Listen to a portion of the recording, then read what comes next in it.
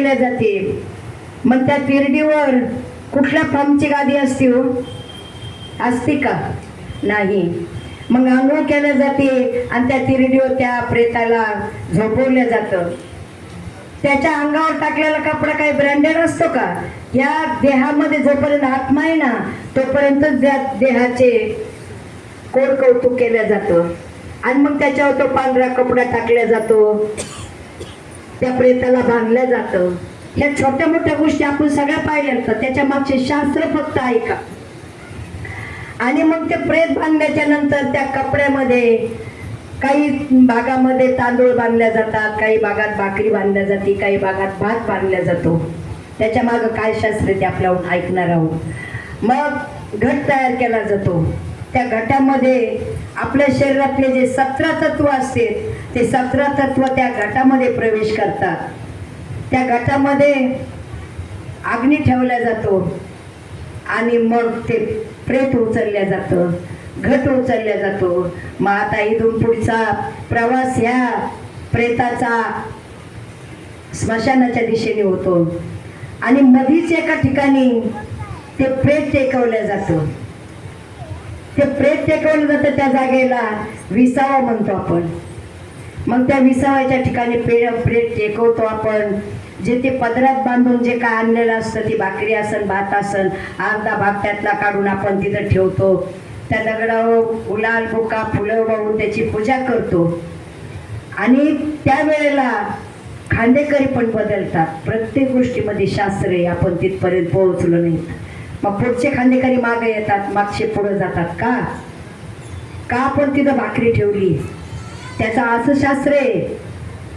तो आत्मा तिथं बोलतो, भगवंता मी आतापर्यंत खूप धावलो, खूप पळालो, खूप धन दौलत, गाड्या घोड्या माड्या बंगला संपत्ती खूप जमा केली, पण आता ही संपत्ती फक्त मी इथपर्यंतच तिची माझी सोबत होती. सगळं काही मी आयुष्यातलं हे या भाकरीच्या रूपात इथं ठेवतोय. आणि आता इथून पुढचा जो प्रवास करायचा आहे ना मला, तो प्रवास मी जीवनामध्ये जे काही कर्म केलंय, मग ते चांगलं केलंय, वाईट केलंय, कथा कीर्तन केल्यात, अन्नदान केलंय, कोणाच्या एखाद्या अडचणीत असणाऱ्याची गरज भागवली, कोणाच्या दुःखात सामील झालो, जे काही तुम्ही कर्म केलं असेल ते कर्म मी माझ्या बरोबर घेऊन चाललोय. आणि ते पुढे जे खांदेकरी असतात ते मागे येतात. का? पुढे जे असतात ते आतापर्यंतचे खांदेकरी म्हणजे एक संसार असतो, तो संसारात रूपी खांदेकरी मागच्या बाजूला येतात. आणि मागच्या बाजूला जे सत्कर्माचे खांदेकरी असतात, त्यांनी जे कर्म चांगलं केलेलं असतंय ते खांदेकरी पुढे येतात. मग त्याची संगत स्मशानापर्यंत असते. आणि मग स्मशानापर्यंत ते प्रेत यात्रा जाते. स्मशानात गेल्याच्या नंतर त्या प्रेताला खाली टेकवल्या जातं. ज्या ठिकाणी आपल्याला चित्ता रचायची आहे ना, खूप शास्त्र खोले, खूप लक्ष देऊन ऐका. मी काल गर्जे महाराजाला जाणून बुजून म्हटलं, महाराज तुम्ही उद्याच्या कार्यक्रमाला या, कारण उद्या मी आधी जाईन किंवा तुम्ही आधी जाताल तो काहीच नाही. कुणीतरी एकाने ऐकलं आणि त्या कार्यक्रमात जर तो जर हजर असेल तर तो म्हणू शकतो का असं नका करू, आपल्याला असं करायचंय. ज्या वेळेला स्मशानात प्रेत खाली टेकला जातं, ज्या ठिकाणी आपल्याला चित्ता रचायची आहे ना, सरण रचायचंय, शास्त्रात सांगितलं त्या ठिकाणी त्या जमिनीला तुम्ही पूजा करा, त्या भूमीची. त्या ठिकाणी तुमची आई गेलेली असेल ना, तर त्या जाग्यावर हळदीचं स्वस्तिक काढा. त्या स्वस्तिकावर फुलवा, अक्षता वाहा. वडील गेलेले असतील तर कुंकवाचं स्वस्तिक काढा, त्या भूमीची पूजा करा. आपण काय होतं, आपण होम हवन करतो, यज्ञ करतो, त्यावेळेला आपण आधी पूजा करतो की नाही भूमीची, मगच होम तयार करतो आणि तो होम पेटवतो आणि त्या होमामध्ये समिधा अर्पण करतो. तसा हा आपला अंत्यविधी आहे ना, हा अंत्यविधी आपला होम आहे. आणि त्या होमामध्ये आपल्याला या देहाची आहुती द्यायची. मग जर तो यज्ञ असेल, तो होम असेल, त्यामध्ये आपल्याला आपल्या ह्या पंचतत्वात चा जो आत्मा तयार झालेला असतो हे देह, त्या देहाला त्याच्या समर्पित करायचे. मन त्या चित्तेवर रॉकेलवरनं टायर टाकणं कितपत योग्य हो, नका करू असं. आणि मग ती पूजा झाल्याच्या नंतर मग आपण लाकडं रचायला सुरुवात करतो. अर्धवट लाकडं रचतो. त्या चित्तेमध्ये सुद्धा शास्त्र सांगतं पंच प्रकारच्या समिधा त्याच्यात टाका, पंचवृक्षाचे त्याच्यामध्ये लाकडं टाका. त्याच्यामध्ये वर, पिंपळ, आंबा, उंबर, बेल, चंदन असे 7 प्रकारचे त्या समिधा त्याच्यामध्ये टाका, लाकडं टाका, चंदन टाका. असे 7 प्रकार झाले ते. आणि मग त्या अर्धवट रचलेल्या चित्तेवर त्या आत्म्याला आणून, त्या प्रेताला आणून झोपायचे. त्या प्रेताला त्याच्यावर झोपायचे. एका सुभाषितकाराने बोललेले, किती श्रीमंत असू द्या, कोणी कीर्तनकार असू द्या, कथाकार असू द्या, गरीब असू द्या, त्याच्याकरता ती चित्ता आणि ते आथरून वेगळं नाही. सुभाषितकार बोलतात, स्मशान तेरा हिसाब ने कहे, यहाँ अमीर गरीब का बिछाना एक आहे, एक आहे. मग तिथं श्रीमंत असला म्हणून काय त्याला वेगळं आहे का काही, गरीब असला म्हणून काही वेगळं आहे का? प्रत्येकाला त्या चित्तेवर जळायचंय. कितना ही कमाओ पैसा सोना मोठी, लेकिन कफन को कभी जेब नहीं होती. आपल्या अंगावर टाकल्या तो कपडा असतो, त्याला खिसा असतो का? आणि असता तरी आपण त्याच्यात काही संपत्ती घेऊन गेलो असतो का? नाही. मग आता ते त्याच्यावर प्रेत ठेवले, त्याच्यावर पुन्हा लाकडं रचले, अग्निसंस्कार केलाय आपण आता त्याला. मग अग्निसंस्कार करायला सुद्धा अग्नी जो असतो ना, त्याच्यात 17 तत्व आपल्या घराच्या दारात आपण तो अग्नी तयार करून त्या घटामध्ये ठेवतो. त्यावेळेला आपल्या देहातले 17 तत्व त्या अग्नीमध्ये प्रवेश करतात. आणि मग त्या अग्नीने ती चित्ता पेटवल्या जाते. आणि मग तो घट असतो, तो घट फिरवल्या नाही. आणि मग ते आपण जलतर्पण करतो त्याला आधी. घट फिरवतो, जलतर्पण करतो. त्या जलतर्पणाला खूप महत्व असतं. जलतर्पण केल्याच्या नंतर तो घट फिरवला जातो आणि घट तो फोडला जातो. आता मी आधी सांगितलं ना, 1.5 तासांनी तो आत्मा परत येतो. तो आत्मा कुठे राहतो? जो आपण ज्या दगडाने तो घट फोडतो त्या घटामध्ये तो आत्मा 10 दिवस राहतो. म्हणून त्या दगडाला जीव खडा असं म्हणतात, श्लेष्म खडा म्हणतात त्याला. म्हणून त्या खड्याला 10 दिवस एवढं जपलं पाहिजे. मला जाणून बुजून सांगायचंय, आपण तो दगड कुठं ठेवतो? माहितीतले माणसं मला सांगा, तो दगड कुठं ठेवतो? तो दगड कुठंच ठेवू नका. तो दगड अशा ठिकाणी ठेवा. ही सगळी माहिती मी शास्त्राला शोधून काढलेली आहे आणि त्याप्रमाणे सांगते. तो खडा आहे ना, आता आपण अग्निसंस्कार झाला, आपण घरी आलो, ज्या ठिकाणी ते प्रेत बसवलेलं असतं ना, ती जागा स्वच्छ करा, तिथं समई लावा. आणि आल्याच्या नंतर जो तो पानाडी असेल ना, त्या पानाडाने त्या खड्याला जलतर्पण करावं, जलतर्पण करावं. आणि पांढऱ्या शुभ्र वस्त्रामध्ये तो खडा बांधावा. ज्या ठिकाणी आपण समई लावली आहे, ज्या ठिकाणी आपल्या त्या प्रेताला बसवलेले, त्या ठिकाणी तो खडा ठेवावा. रोज त्या पानाड्याने आंघोळ केल्याच्या नंतर त्याला जलतर्पण करावं. आणि मग तो खडा जेवताना आपल्या जवळ ठेवावा. तुम्हाला पितराला खुश करायचंय ना, त्याचा तुम्हाला पितृदोष लागू द्यायचा नाही ना, एवढ्या गोष्टी तुम्ही केल्याच पाहिजेत. नंतर तुम्ही पितृदोष काढण्याकरता कुठंच भटकू नका.